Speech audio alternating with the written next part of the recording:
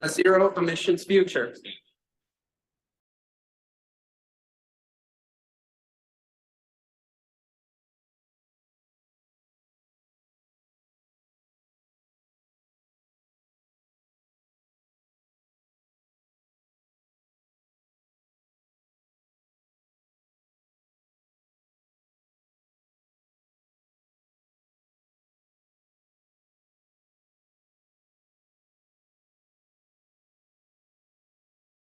Here in New York State.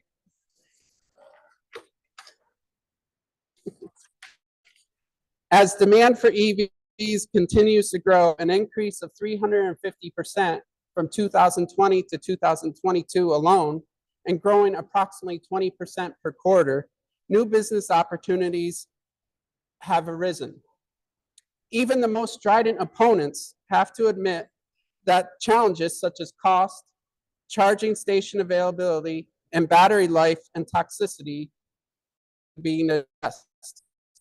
Federal legislation such as the Inflation Reduction Act, the Bipartisan Law, and the EV Freedom Act, billions of dollars are being invested in public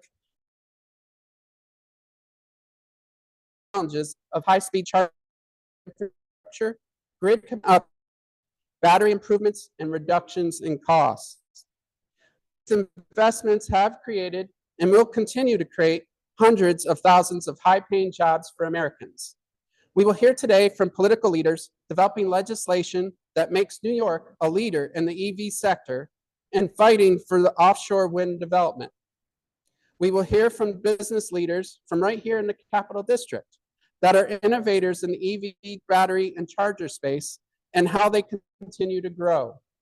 You will see how making smart investments in our economic and energy future private sector investment, quality jobs. Our first guest today was supposed to be Senator Pete Harckham from District 40, the Environmental Conservation Committee Chair, but unfortunately something arose and he wasn't able to participate, but he has asked the following be said. Requiring vehicles to be entirely free of carbon and other toxic emissions is the best way to ramp up our fight against the climate crisis and improve public health, especially in our environmental justice communities. An all-out initiative to save our planet includes a fast transition to EVs and a clean energy economy. So we thank Senator Harckham for that statement. Next, we will have speaker from the District 52, State Senator Leah Webb, former Binghamton City Council member.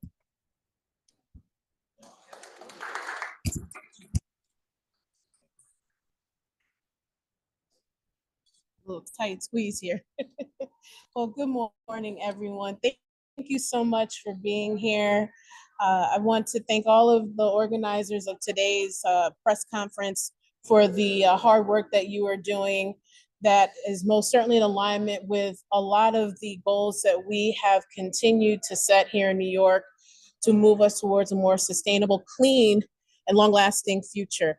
We know that our automobiles are some of the largest contributors to greenhouse gas emissions, and we know that not only as a state, but as a country and globally. And so as a state, back in 2019, we successfully passed the CLCPA and subsequently have continued to make advancements in making sure that we are addressing this important issue.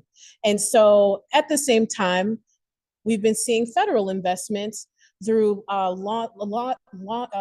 landmark legislation such as the IRA, which has provided significant financial investments, and New York State has leveraged those dollars and continues to leverage those dollars, especially in this area of electric vehicles. We know that this particular industry continues to grow, and the options for this affordable option also grows at the same time. And so today's conversation is a continuation of the very necessary work that we need to do to address the very real challenges around climate change. And so we as a state are continuing. We also in the budget have made significant investments. Continue to do so. New York has set a significant and important tone when it comes to this, and we can continue to be a lead. And it's not just simply for the fact of being a lead. We're talking about saving real people, real dollars in real time, and also protecting the well-being of our planet and our well-being as people. So I want to thank all of the organizers today, all of my colleagues from the legislature who are all working very hard right now, including myself, for continuing to lift up this important issue. As a former local elected official, I remember connecting with Dominic, who was also a local official at that time, on this coalition. And so it's really great to see that this coalition of elected officials and community stakeholders continues to grow. So thank you all so much for being here. And I look forward to us continuing to do the good work. Thank you.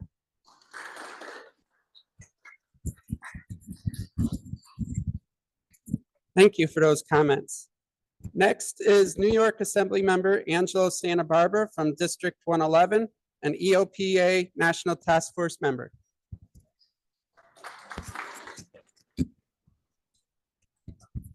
Get this on here. I lost the use of my right hand for this week, but I want to also thank all the organizers for bringing us together this week. I'm Assembly Member Angelo Santabarbara. I serve on the Energy Committee. I've been on that committee for 12 years, and we have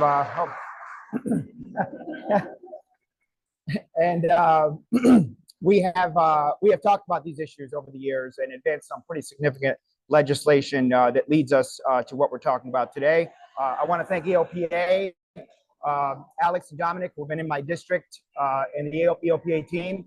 We're going to hear about a great emerging industry and a company right in my hometown of Rotterdam that's advancing some significant technology that is creating jobs. It's improving the economy, but it's also advancing our goals and moving us into the future. But the fact is, our world is facing serious climate change issues, and we've been seeing this for quite some time.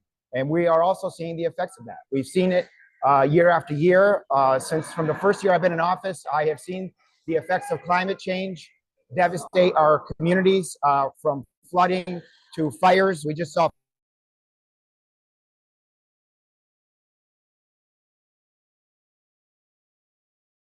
hundreds of miles.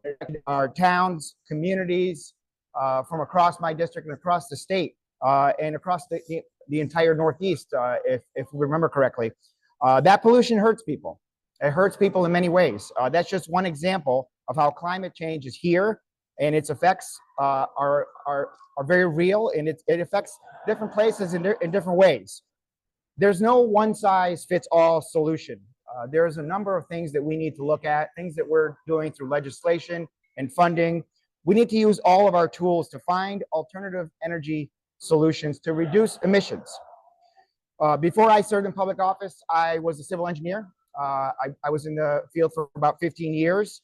And that experience showed me how important it is to build things. And I mentioned the flooding. We're building things more resilient. I mentioned the fires. We need to make sure we address issues like that. And the way we address that is addressing climate change. That experience showed me, helped me learn a lot that I'm using here up at the state capitol. Our current electrical grid and transportation systems need improvement. They simply are not sustainable. That puts a risk on our health, our resilience, and, as you will hear, our national security as well. I learned the importance of these areas while serving in the U.S. Army Reserve. We need new and innovative solutions to create a better New York State. And you're going to hear from some of my colleagues on some of that legislation that we have passed as well just this year. As a civil engineer, I see these solutions as opportunities to improve ourselves, opportunities to do things better. And that's always an opportunity we should look at and we should take. Electric vehicles are a great example. And I'm very excited to see that this tour is kicking off right here at our state capitol, and I think they're heading to Nashville and some other areas. But the technology that we're going to see after this press conference is a good example of how things are changing literally day by day. Things continue to improve, and I hope that everyone gets a chance to check out the EV vehicles that are parked outside as we speak. For one, no tailpipe emissions. That's a good thing, right? That's a good thing. That keeps our air clean, and we have a growing supply chain and our charging network. So we've been talking about that just this week. There are some bills that hopefully we can get done to help improve that. And the advancements are just so significant that literally, if you remember an EV car from just a couple years ago, it's entirely different to this day. We even talked about solid state batteries, how the batteries are changing, and technology that's going to improve these EVs.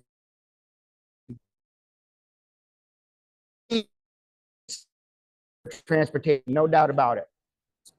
Drive Clean rebate program are making them more and more affordable. In many cases, they're less expensive than gas-powered cars. And people may not realize that, but those are the facts. And this is meant to save consumers thousands of dollars when they make their choice on which vehicle they want to purchase, but also supports the. Despite this, it's been difficult. There's a lot of misinformation out there, but the fact is EVs often outperform gas cars in many ways, and they're still improving, even in cold weather conditions, which we see here in the Northeast. The era of fossil fuels is ending, whether we like it or not, and New York needs to continue to lead the way in fighting for a green future. By tackling climate change, we can make our state more sustainable and ensure cleaner air in our communities. Together, we can make a difference, so let's all commit to these changes for a brighter, healthier future. I want to thank you all for attending. I hope you can come afterwards and check out some of the technology. But at this point, at this time, it's my honor and privilege to introduce my colleague in the State Assembly, who has been a champion on these issues, my good friend who was just in Rotterdam yesterday, Assemblywoman Patsy. This? Oh, yes. That's your mic. Okay. Let me see if I can get this hooked up as well. Good morning. Again, I'm Assemblywoman Pat Fahey, representing Albany, Guilderland, and New Scotland. Joined here today by officials from across the country as we talk about how health and our health and energy security is for the focusing today on EV vehicles. It's important that we work at the federal, state, and of course the local level. And I'm also proud to be joined by one of our county legislators, Matt Miller, because we need to work on this at every level here. A shout out to Justin to Alec and Dominic for all the work that they are doing to bring us together nationally. And I'm honored that we are kicking off this tour here in Albany. It was great to see the showcasing in Rotterdam yesterday of electric vehicle chargers and the importance of chargers. I bought my first EV in 2018, and at that time I was told, well, we'll have most of the infrastructure in by 2019, at least along the thruway and the Northway. Well, here we are. COVID and a few other glitches have happened, wars, what have you, that have delayed this infrastructure. However, the funds are there now. We know from the IRA at the federal level, we know from funds that we've designated here. The opportunity is now. We passed highly ambitious climate goals in 2019. I still believe we can meet those goals starting in 2030, but we need to make these investments in order to do so. And I still carry a number of bills that I'm saying that is electrify our state vehicle fleet. And just over a week ago, we had OGS, our Office of General Services, here to showcase the state fleet that we are rapidly turning over to electrify our state vehicles. Again, these are just the start. It's businesses such as Linkwell in Rotterdam that are also going to make this more feasible to charge my car. Yesterday, the charger was broken in the LOB. So we have better and better technology every day, and Linkwell will make sure I don't even have to check. It will be visible from the will be available. This year I have a lot of, but one related to electric vehicles, and that is one that we made construction EV ready, EV capable. That's on construction. I think it's of 6 units or more, private and commercial. Not willing to, in the infrastructure, you do, as we know, the more the market, the further the market is getting here, the more affordable all of this is.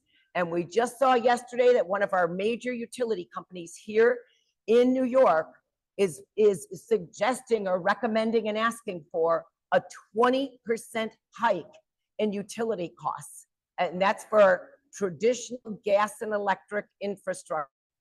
Those types of rate increases are what we're going to continue to face global energy.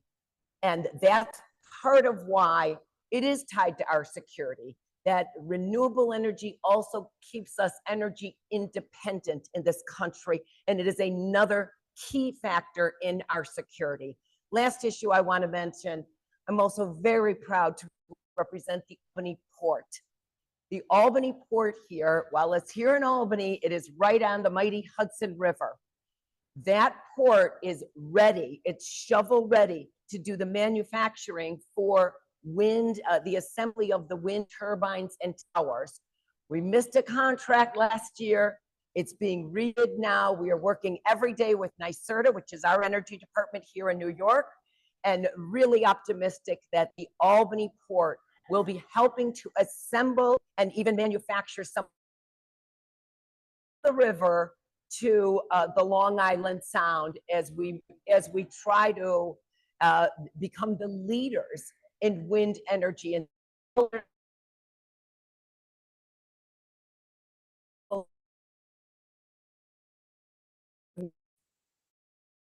it's not just the importance of our health and our economy. This is also very much tied to growing local jobs.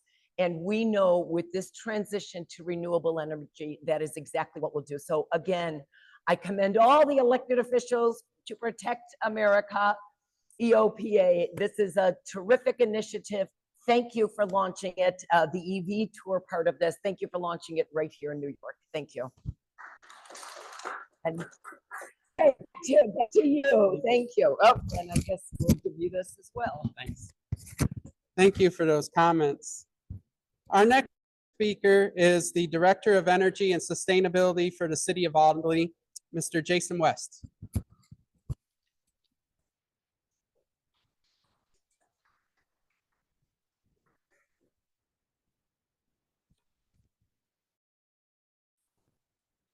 Excuse me, I'm going to be reading a statement. I wanted to apologize. Mayor Sheehan did want to be here herself. She has a conflict. So I do have a statement from the City of Albany. In Albany, air quality brought on by heavy traffic have resulted in more heart disease, more asthma and lung disease, and more visits, especially in disadvantaged neighborhoods like the South traffic area. For those forced to breathe these burning fossil fuels in our vehicles has a direct impact on human health. To take just one example, the truck residents the Creighton-story homes being diagnosed with asthma. At the Ezra Prentice homes, even closer to the traffic, that number is 1 in 3. Tailpipe emissions, excuse me, I'm a little bit big for back here. Tailpipe emissions account for almost 40% of all greenhouse gases released in the city of Albany. And as the global burning of fossil fuels relentlessly raises the planet's temperature, air quality and its damaging health effects will only get worse. Extreme heat exacerbates heart and lung disease, amplifies mental health issues, and compounds the traumas faced by those who live in environmental justice communities. The EV transition currently underway promises cleaner air, a drastic reduction in major asthma rates, fewer heart attacks, and less lung cancer. It means saving. The city of Albany is dedicated to this electric transition. We are actively installing infrastructure and we're buying more EVs. Just this year, Mayor Sheehan committed $11 million over the next 5 years to fleet electrification, beginning with a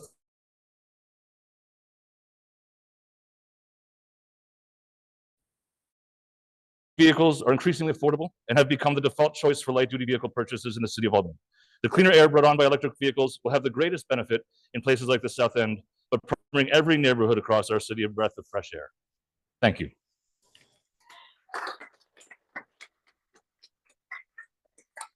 Oh.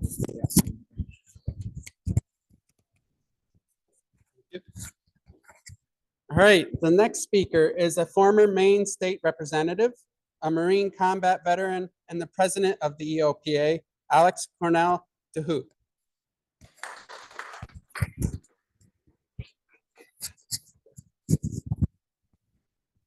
Thank you, and thank you everyone for coming today. It's so wonderful to see everyone's smiling face here.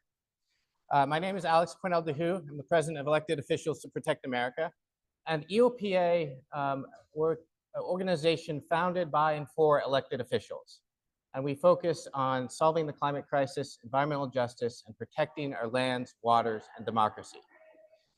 For me, this came to be in many ways, particularly when it came to EVs, when I was deployed out in the Marine Corps out in Fallujah. And when one of our patrols, we came across a line of cars, trucks, tractors for as long as you could see. And it was getting towards dusk, so you couldn't really see towards the end. And as we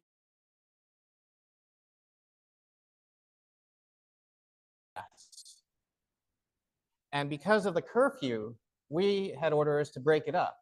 And unfortunately, they were so desperate for this single source of energy that they were willing to riot and put their own lives in danger. And it really struck me, particularly when I was elected to the legislature, how them lining up for this single source of energy was similar to us and other nations lining up to the OPEC states.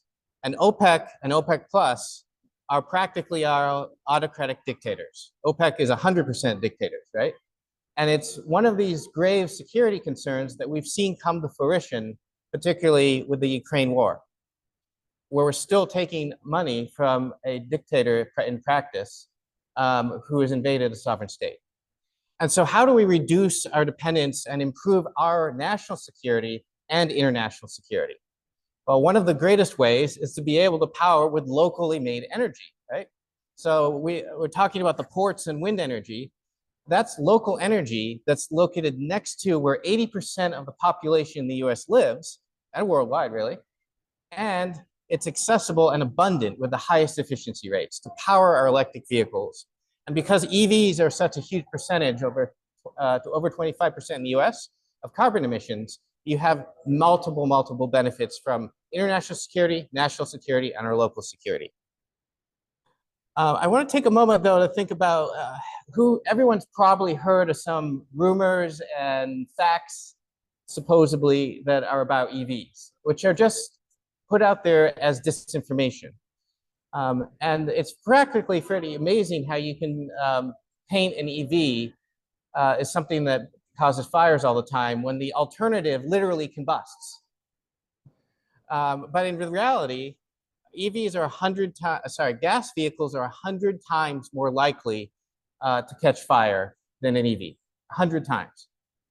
The other thing about when we think about heat and EVs and gas vehicles, EVs are just unbelievably better in their performance. right? And in an internal combustion vehicle, 70 to 90% of the energy is going out as heat. In the old cars, you could literally cook an egg on the engine block. And that's because you're literally exploding things to get it to work, right? And an EV is absolutely the opposite. A majority of that energy is going to power the wheels. So it's unbelievably more efficient. The center of gravity is lower, and the performance is just amazing, right? When it comes to cold weather, was elected in Maine. New York isn't pretty used to cold weather too, right? We used to train up in Fort Drum. The EVs actually do pretty well. I just drove an EV for about 5 hours in a snowstorm in Colorado, and we saw about a 10% loss in efficiency there. If you plug your EV ahead of time and warm it ahead of time, the efficiency loss is pretty minimal, because if we think about it, how much does a gas vehicle lose when it's cold? It's actually 20% less efficient when an internal combustion engine is in the cold. And that's pretty on par with a lot of EVs. Depends on the make, model, and temperature and whatnot. They've looked at school buses in Colorado and the Dakotas. They found in one school district, it was 10 to 15% reduction, and another was 25% reduction. Pretty on par with gas. So that's another myth-busting aspect that we think their EVs are even better than we think in cold weather too. And the bus drivers love them because the performance in snow. And when we think about the cost, that's another thing that comes up, right? There are actually over 12 EVs right now with the tax credit, and it's an instant rebate. It's not just you have to wait, it's instant, that are under $35,000, which is pretty phenomenal considering the average gas vehicle is $48,000. So EVs are already less expensive than gas vehicles, and they're inherently better performing. And that's something that most people aren't aware. If you include hybrids, there's 21 models that are below $35,000, which is pretty exciting. So there's a great variety already out there, and that's only increasing. And the technology and the batteries and the sourcing of the minerals is getting to the point where the reliance on cobalt is far, far less. And we have enough lithium in the Salton Sea in California for 300 million cars, which is more than the amount of cars in the US right now. So the sourcing of it and the recycling is an amazing choice that we get to make right now, rather than being dependent on the OPEC-like states for these minerals and places like China. We can source it locally, and we can choose to source it responsibly. That's an opportunity we have right now.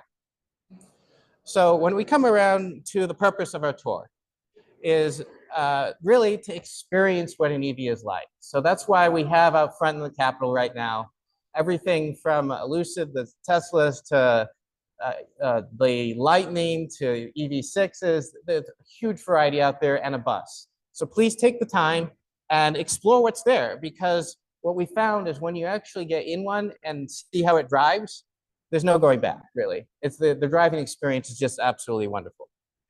And so there's still work to do, though. So on the federal side, we need to ensure that the standards are upheld, right? The federal standards in Congress, and EPA, and others are there because they're protecting our health. And locally, it's making a difference, because when we think locally, the pollution from health that is caused by particulates is one of the most egregious killers in the US right now, sadly. And having EVs, particularly in communities that had freeways put through them, it is literally the difference between asthma and life and death for those communities. And so as a community, as a state, we can do wonderful things to help our communities and health by adopting EVs and increasing them. So thank you everyone for coming. I hope you join us afterward to join in testing the vehicles out, and I'll pass it back to John.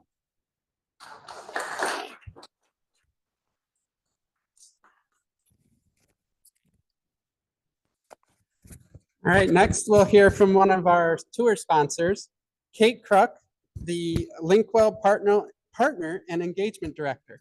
I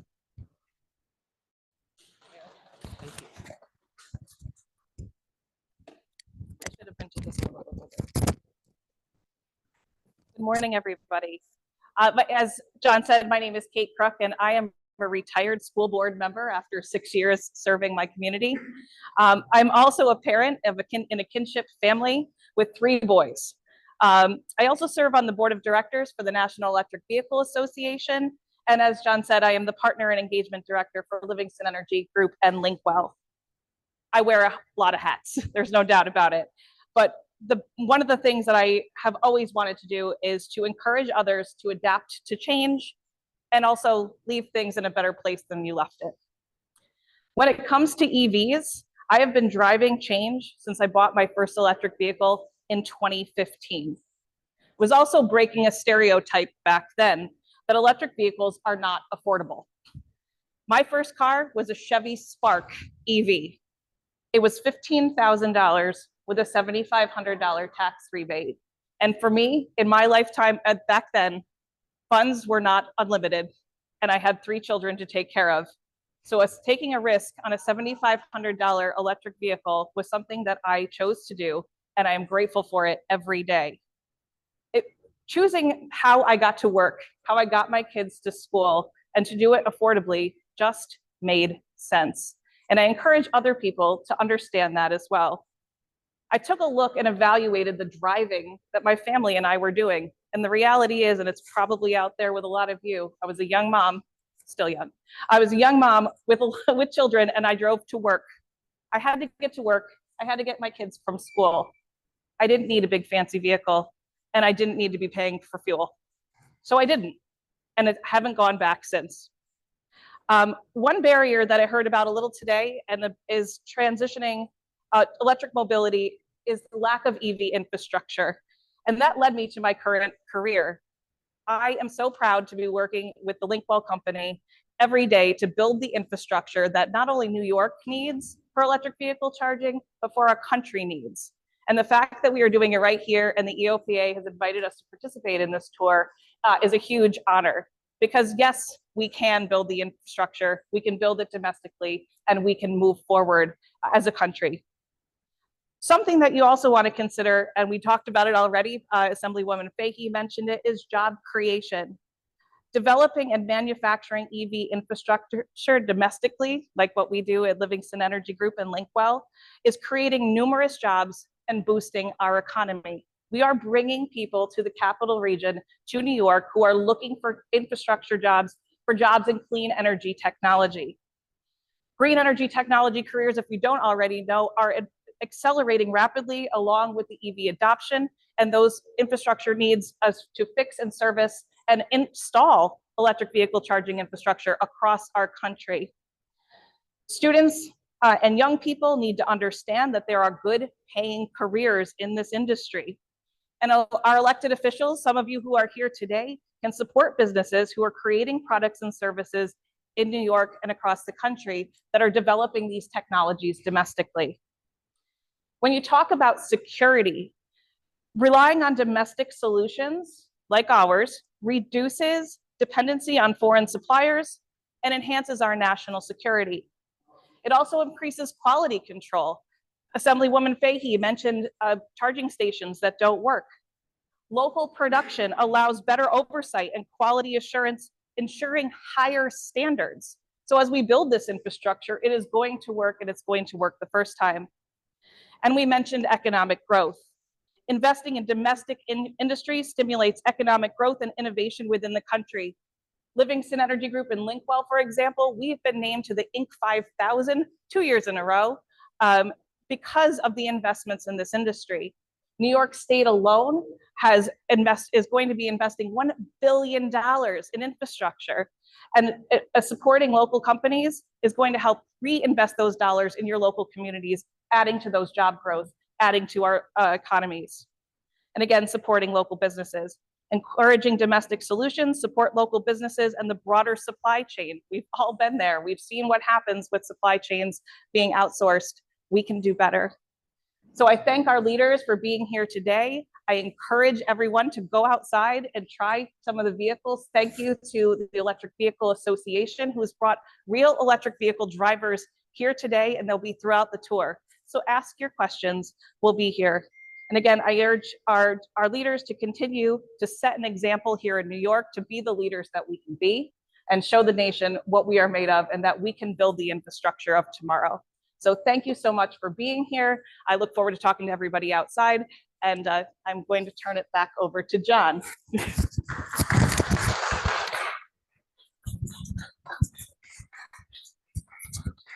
Well, thank you very much. Our last speaker will be the Deputy Director for the Alliance for Clean Energy New York, Deb Peck-Kelleher. Thanks, John.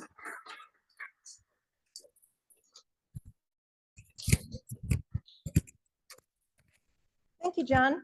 The Alliance for Clean Energy New York is a member-driven association that focuses on moving the state forward for renewable energy, electricity transmission, energy efficiency, and transportation electrification.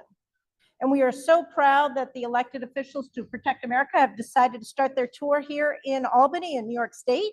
New York State's a great state for EVs. We have close to 4,000 public charging stations that have over 11,000 ports to charge from. We have a rebate program under our Drive Clean program, which offers up to $2,000 per car purchased or leased in our state, and it can be paired with the Federal Inflation Reduction Act tax credit, making EV purchases so much cheaper. Our Charge Ready New York program offers incentives for L2 charger installations, and that also can be paired with a state tax credit for charger installs for businesses or for multifamily buildings. And our municipal zero emission vehicle program supports municipal fleet transitions for vehicles and for charging infrastructure. Our Public Service Commission has required the utilities to pay for running the electrical lines when you install new EV chargers in their Make Ready program. And the Public Service Commission has also created programs that reduce the cost of electricity for EV charging for fleets and public and home charging. So as I say, New York's a great state for EVs. We're so proud to partner with the elected officials to Protect America on their tour and have fun driving across the country. Thanks, John.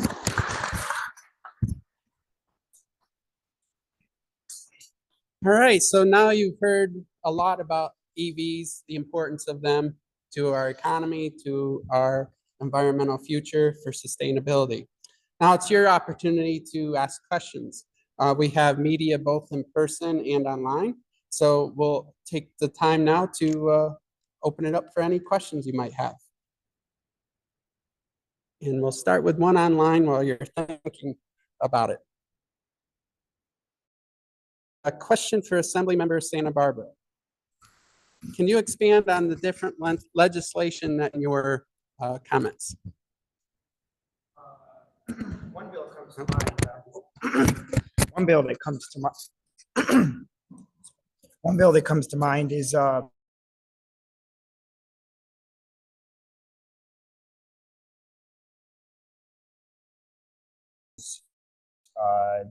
didn't have EV chargers, and that was a significant barrier for some people, especially in urban areas. And a lot of times, another bill that a colleague of mine was working on. First of all, the access, the pay to get into parking garage. You can't charge it while you're in there. So a piece of legislation that we advanced here, trying to make that more accessible, is to make sure that those are available in parking garages as well. So something that simple can actually open up, explore, or possibly get into an EV vehicle, just having that convenience. And especially, I'm thinking in the city of Schenectady, we have a number of parking garages.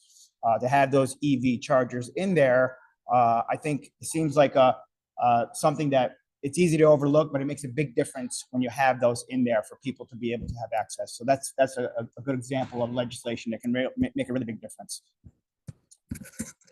Thank you. Any questions before we continue online? All right, our next question is, how do we generate electricity to charge these EVs? Well, that's a great question, right?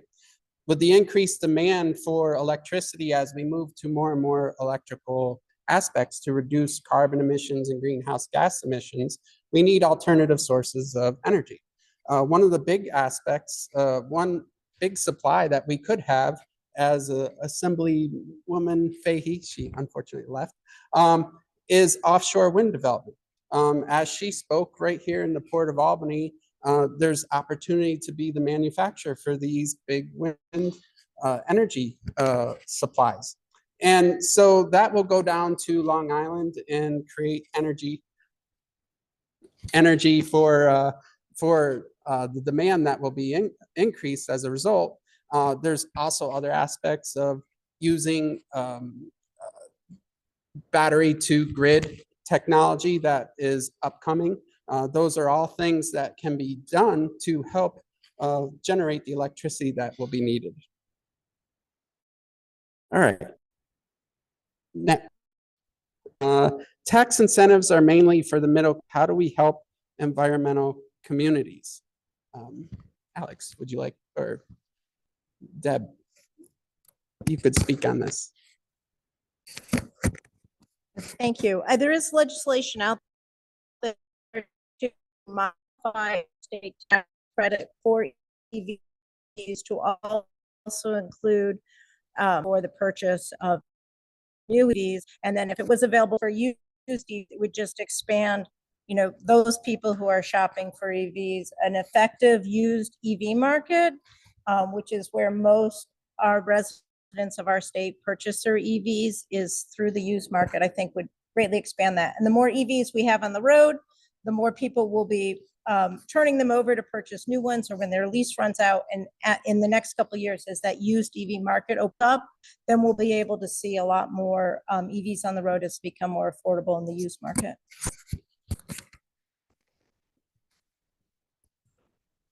And just to jump in on that one, federally, there's a $4,000 tax credit for used EVs and a $7,500 tax credit for a new EV, which is pretty phenomenal. And states like Maine have also led the way. You can get up to $7,500 in addition to the $7,500 federally to purchase an EV. So that makes it extremely attainable for folks on a low-income budget.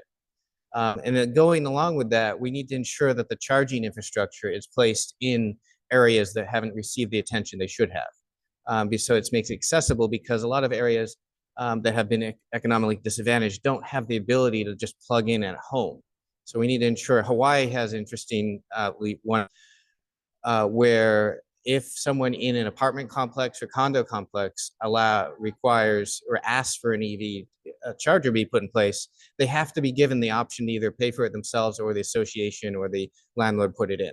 So ensuring that that is there and accessible to all communities is going to be really important as we move forward. And of course, increasing the reliability of charging stations is really important, which is why folks like Linkwell and others are working hard to innovate the panel design so they're easy to repair. So the will be really help all communities. Well, that transitions us into our next question about EV charging stations. The infrastructure, is it there? How can we improve that? What are things that we can do as a country, as a legislation, to increase those EV charging station infrastructure? Kate, would you like to address this?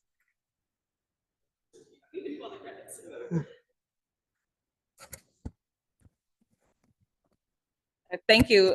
So as far as infrastructure goes, we want to make sure that we are putting infrastructure in the right places and choosing the right hardware and software equipment to make sense to where your charging is going to be. So there's different types of charging equipment that is used for your highways versus what you would see at your apartment complexes or at your shopping malls. So we want to make sure that as leaders, we are making sure that we're creating legislation and rules and regulations that support the right use at the right time in the right location, and not making choices that are going to inhibit a quality experience when it comes to chargers. We also want to check your uptime. So as I think Assemblywoman Fahey had mentioned, we want to make sure that we're choosing equipment that has a quality experience using that uptime. So look and see how often are those chargers online and operational and ready to be used. There are credits throughout in the IRA that can help put charging stations in locations where they're needed, including environmental justice areas. There's also something we didn't talk about today is some of our utility incentives across this country, as well as in New York State, that are helping to offset the costs of infrastructure. So you can put those in the ground with a lot less out-of-pocket costs. So it is definitely an opportunity to put those charging stations in where they needed, and also look for those incentives and funding and rebates to help reduce the costs so that we can get them where they need to be. Perfect, thank you. All right, I think we have time for maybe one more question before we conclude.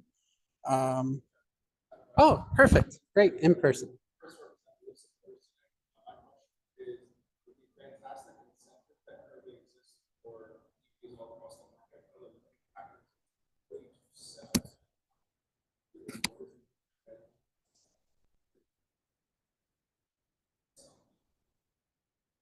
All right, so let me, just so I repeat it for those online, hopefully I'll get this right.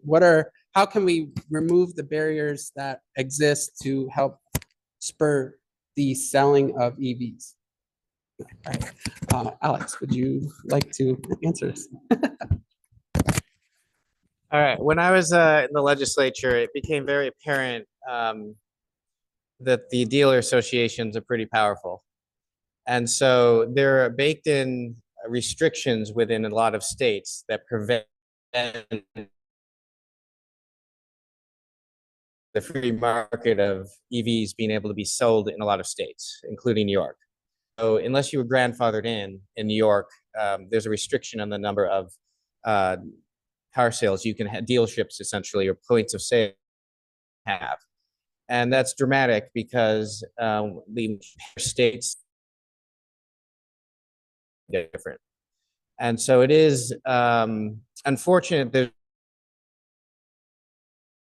to not progress with EVs because the majority of the profit comes from maintenance, and EVs have very little maintenance, right? There's no oil to change. It's amazing, actually, because electric motors are, what, 2,000 parts versus 20,000 parts. Just it makes an equal playing field for all the can compete on an equal level because they do win. Right, any other questions in person? Yes. Our current leaders are thinking about once the infrastructure is in place, as an EV driver, I find that there are some locations that might be gouging a little bit because there are more limited options for us to charge. And I know that we have certain restrictions at different levels for other forms of fuel or energy, or not restrictions, but oversight. And I wonder if our current leaders are considering that. At the same time, I don't want restrictions to folks putting in the infrastructure. So I don't want to limit people from making a profit. So I get that that's a fine line, but I want to put that out there as an EV driver and wonder if those are considerations that are talked about. All right, so for, again, online, and I'll repeat it. If I get something messed up, let me know. The question is for our policymaker. For those who drive EVs, the infrastructure is being built for charging stations. How can we prevent price gouging for those who actually use those charging stations? All right, Alex. So when it comes to the energy world, the price is not set by the market. The price is set because we have a regulated monopoly in each state, where the utility is the only one distributing electricity, right? And it makes sense because you can't have multiple electric lines competing with each other. That just doesn't make any economic sense. Unfortunately, what's happened in a lot of these places is the utility has a disproportionate influence within the Public Utilities Committee or whatever the similar body within the different states that regulates the price of electricity within each state. And so, for instance, we heard today that the utility here was asking for a 20% increase in electricity. So hopefully the PUC here and others will look at that in a responsible manner. But what happens is that the price actually is determined by elected officials, how they interact with a monopoly. And it's a system that we have here, because the incentive base and for many states is actually to companies outside even the US. Like in the state of Maine, Central Maine Power is owned by a Spanish company. And so the incentive is not how you help the community. The incentive is how you're making profits for shareholders that aren't even US based. And so that structure in itself ideally needs to change to ensure that we have better cost effectiveness at the EV stations. And you look at it worldwide, like in the UK, the oil companies who operate the EV charging stations, Shell and BP, they charge about the same for the EV charging as they do for gas or petrol there. Whereas the Tesla charging stations there are half the price. So we know that they don't have to be that high, but they're doing it purposefully. So that would be an example where the regulations can come in and say, hey, you have to be in a certain maybe percentage of market, so you're not gouging your customers. That's something it would be a good problem to have when we have a lot more EV stations out there, right? We will have 100,000 coming, right?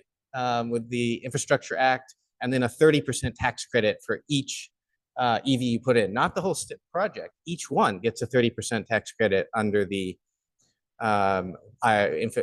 Inflation Reduction Act. So there's a lot of detailed nuance and policy there that will help. But structurally, it's part of the bigger how electricity is produced. And the great thing about that, though, is clean energy is the cheapest form of energy. Solar paired with battery is far cheaper than gas, and offshore wind, bringing consistent at a 70% efficiency, which is higher than gas and coal, right? Can power the EVs with electricity that is affordable to everyone. All right, so what you've seen today is the future. Yes, electric vehicles have been here for a long time. They're going to continue to be here for a long time. But when I say you've seen the future, you've seen the future of development, what good government and partnerships with the private sector can create through things like the Inflation Reduction Act and the bipartisan infrastructure law. We've seen unprecedented investment in our economy and our environmental infrastructure that will create a clean environment that will benefit everyone, from clean air to better public health to just better overall infrastructure. And that will lead us into, as a national leader, as a state leader, and as a global leader. And we have the companies, we have the legislators here in New York State that can allow us to be a leader. Whether we're talking about from charging stations to battery development to manufacturing. We need infrastructure such as offshore wind that will be created right here in Albany, creating thousands upon thousands of new jobs. And this is all things that we are having as a result of good leadership. And this is the future. We have to change, otherwise we're in big trouble. So with that, the EVs are outside. We ask you to take some time, go out there, check them out. They're this direction, out in front of the Capitol, and you'll have an opportunity to drive them and touch them and do all kinds of stuff, and be a unique experience for you. So I would encourage you all to take advantage of those. And thank you for coming today.